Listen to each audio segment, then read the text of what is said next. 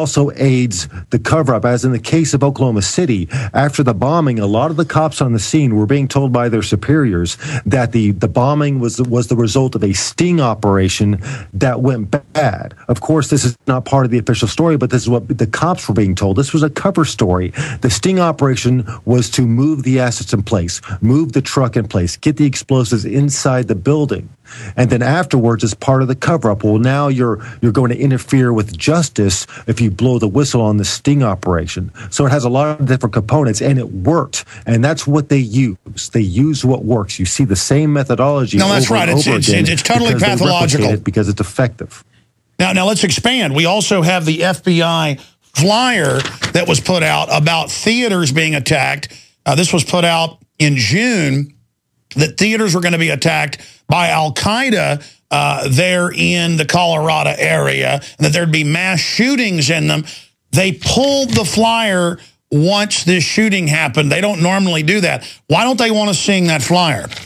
Well, if this was legit, Alex, they would actually be waving the flyer around and taking credit for warning the American people about this threat. The fact that they pulled that flyer, which I just learned from you, means that they have something to hide. And they don't want us knowing that they were warning that they actually had this plan underway. Perhaps they were picking up chatter, and then it was covered up. I don't know. But the fact that they pulled that flyer means that there was something to hide, definitely. Now, I know we have a lot of new listeners tuning in every millisecond on AM and FMs across the country. Explain to people why you do a false flag. I mean, they never do these unless there's a key piece of legislation like omnibus crime bill they couldn't pass, or assault weapons ban they can't pass, or a UN treaty where they're like 2 votes short in the Senate. And now there's all this pressure. Explain the motive for false flags, and then I want to get into mind control. Exactly. Well, the unfortunate consequence of people waking up to the truth is that when people start to resist an agenda and they can't get it passed by conventional political means, they will get desperate and they will shed blood. They have done this time and time again. They did it in Oklahoma City. The timing of the Oklahoma City bombing was 2 years after Waco. Waco, like you said, happened exactly because of Ruby Ridge. The criticism the ATF and federal law enforcement was facing over their unconstitutional abuses and infringement on individual rights and the atrocities they were committing, that was all washed away with Oklahoma City, which happened 2 years the day after Waco. And then we look at this attack, which happens a week before a controversial gun ban treaty is going to be voted upon, at the same time that Fast and Furious has really taken the wind out of the sails of the gun control agenda. They needed something to push it over the top. Fast and Furious had really blown up in their face. There was a lot of blowback, and the unfortunate consequences of us waking up, of people waking up and fighting back, is that they get desperate and they pull these aces out of their sleeves and they shed blood. They want to be able to pose as heroes and have the moral authority, and they're the mommy and the daddy, we're the bad children. But don't worry, they're going to keep us safe now with more highway checkpoints and pat-downs at movie theaters and shopping malls. All of this is coming. And ladies and gentlemen, you cannot have pat-downs for evil. There is always going to be evil out there. The answer is guns. I want to show people a brief clip if they're watching on TV. If not, just go to Infowars.com. And there's an article there from Natural News by our own Mike Adams. And he shows, of course, that video from earlier last week of the old man in the internet cafe, and they don't want people thinking like this and understanding that the answer to people coming at you with guns is that you have a gun. And here he is when 2 thugs come in with their mask on. He comes in and is able to stop them. Let's go ahead and roll that video. And then we can, after that, we can also direct people. A patron at Palm's Internet Cafe shot 2 robbers. July 13th. The suspects survived and were arrested. And they come in, one with a baseball bat, one with a handgun. They come in to rob everybody. Everybody's got to watch this video and get it out to everybody they know. And then a senior citizen in the back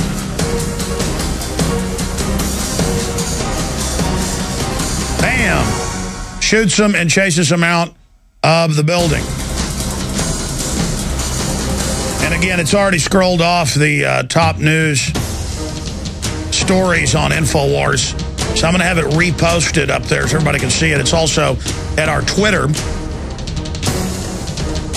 Twitter.com/RealAlexJones. Says the media doesn't want you to know how the massacre could have been stopped. The link to the video is right there. Twitter.com/RealAlexJones. Go there, get it out to everybody you know with the article. So again, getting back into mind control, what about McVeigh and mind control? They think we're so stupid. His doctor was Jolly and West. Tell us about that, Chris Emery. He's what we consider the Prince of Darkness, one of the worst mind control, well, as far as most competent, but one of the worst on a civil level.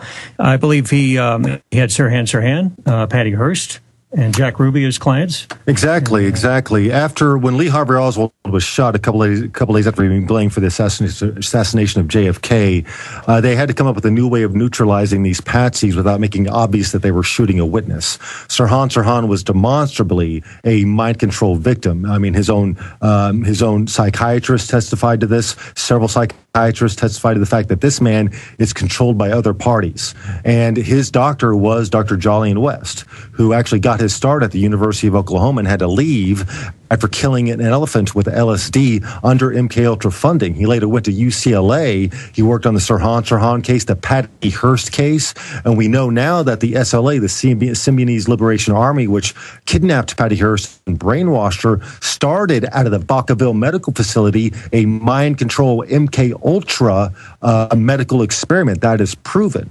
And so Dr. Jolly West worked on that. He later consulted and worked on the Jonestown case, where 900 people were killed under questionable circumstances. Jim Jones had a lot of CIA ties. They found tons of psychotropic drugs on the premises there that were being used to control these people. The whole embassy there in Guyana was a CIA substation. There was no diplomatic personnel at all. So it was obvious that there was some kind of CIA operation going on with that. Dr. Jolly West worked on that. He later worked on Waco with the FBI, advising them on how to treat the Davidians. We saw how that turned out. Then after the catastrophic fire, Dr. Jolly West is the go-to man for the media, explaining to the American people why the Davidians decided to kill themselves, which of course was a lie. They were murdered by the FBI. After the bombing, immediately after the bombing, even before he was brought on to be the doctor for Tim McVeigh, Dr. Jolly West was flown here from California and actually mentioned by name by Vice President Al Gore in a speech as soon as he got to Oklahoma City as coming here to treat the victims. But that's not all Jolly West did here. He was actually treating the first responders and fixing inconvenient memories. We know this for a fact. We have talked to first responders who were brought to federal mental health facilities and told to change their minds about the bombs they had seen inside the building, that they had actually come from the ATF That happened a bunch on 9/11. Dr. Jolly West was working on that. That happened in 9/11 at the Pentagon. They would take people and say, you need to go to the hospital because of what you saw. And then they would black out. Well, they've got, again, Devil's Breath, Halcyon, all of these. But again, he's in congressional testimony as the second most famous mind control doctor in world history. And then he's McVeigh's doctor, and nobody in the media points this out. And now the new Joker guy, Holmes, is obviously bombed out of his brain right now, and no one's going to talk about that. Exactly. And after McVeigh was incarcerated, Dr. Jolly West actually had his protege, Dr. John Smith, be Tim McVeigh's direct psychologist from day to day. And Dr. John Smith, who was Tim McVeigh's psychologist or psychiatrist, later turned out a couple years later to be chief of psychiatry at Guantanamo Bay, which we know and has been proven is a mind control laboratory. Oh, let's stop. Even mainstream. In the past couple of weeks that they're shipping drugs to Guantanamo Bay to treat these prisoners, and they are known mind control psychotropic agents. Oh, I was about to stop you. We see the MK angle because it is successful and it works, and you give these elite power controllers anything, and they definitely go with what works and what's effective. Yeah, we've got to go to break here, but I want to come back and give most of the final segment to Chris Emery, but it's actually been in mainstream news that they have a CIA mind control base, psychiatric base within X-ray, where they're, quote, testing drugs on controlling people, and then they release them out of there. The suicide bomber last week in Europe was an alumni of that program. I mean, how obvious does this have to get? Unbelievable. We're going to be covering it all in the nightly news tonight. Boy, I tell you, my head is spinning right now. Chris Emery, stay there. We're going to come right back to you. This is Alex. I'm going to shoot a special video for the nightly news tonight that Aaron's doing, really trying to condense all this new evidence together of this being a false flag. Here's why it's bad. I wish the evidence didn't point towards a staged event, but it's a crew that's done it with Oklahoma City and Fast and Furious. It fits their MO. It's in an area where they do it. The suspect fits all the earmarks, and I mean chillingly so. Drooling up there and giggling and snickering out of his mind, drugged up on, Lucky Charms or whatever. And then you've got the fact that they want our guns and are going for them, and the UN treaty, and the fact that it's going to boost Obama's approval ratings. Just watch. I pray that he's a lone nutcase, but the open and shut way they're doing it, the way they're never giving any details, the way they're acting real suspicious, all of this really stinks to high heaven. Chris Emery, we've only got about 4 or 5 minutes left in this interview, but I'm going to have you guys back later this week to talk more about it. It's so important because you've been so close to this. But your final comments in this hour, Chris. Hold on, we don't have you faded up yet. Start over.